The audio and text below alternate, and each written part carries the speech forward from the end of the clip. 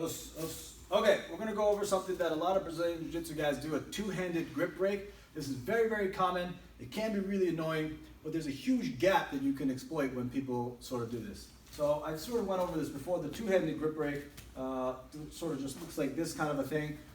There's a lot of details involved with that, but that's a whole nother video, so I'm not going to really go over it. When Peter goes to go for a two-handed grip break, I want to keep this hand, and as he breaks this hand through, as he goes, I let this hand go, and I try to connect my wrist to his wrist here, right? So right here, where he's gripping, I'm going to try to connect this wrist and take the hand off while keeping my sleeve hand on. So as Peter goes to break, I punch this wrist, and now I have one hand on, he has no hands on. Arm drag, over the back, Kouchi turn throw. I've done this many times before, but I want to sort of build on that today.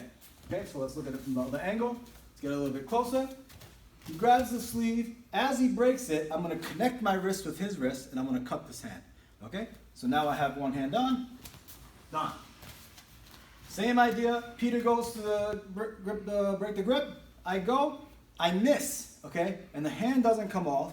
And now what happens is we're stuck in this two-hand versus two-hand situation. Okay, this is dead even. There's nothing to worry about here.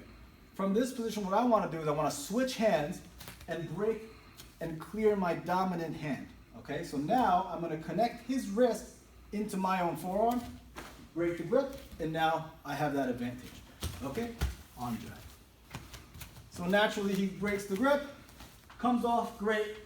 If it doesn't come off, hand over, cut, overhand. Okay, so those are two options for you. That is very great.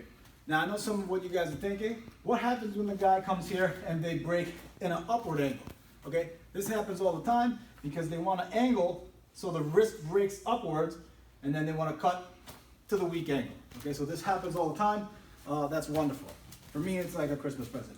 As Peter goes up, I bring the hand through. I bring my armpit, shoulder under the armpit. I elevate, and I have a soden. Okay, so this is one of those things. Once I have the hand on and he's getting ready to break, go ahead. Too late. Okay, you have to anticipate this two-handed grip break. As he's going, whoop, soden. Okay, and a lot of the times for you guys who doesn't know soden so well, go ahead. Maybe you can't get soden. That's okay, because there's a double leg waiting for you. You overshoot that soden, and you're incapable of finishing that technique. Right? Let's look at that soden really quickly though. So he goes to break upward, elevate. I bring my elbows in, shoulder goes under the armpit.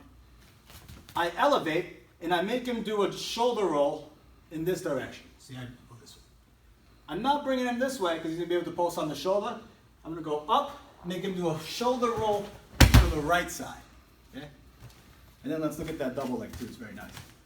Up, boom, soden into double leg if you do a double leg. Right? So a couple of options for you off the two-handed grip break that a lot of guys do. I always prefer take the hand off using one hand. Right? Never like to do this. So maybe you can pick some of this up too.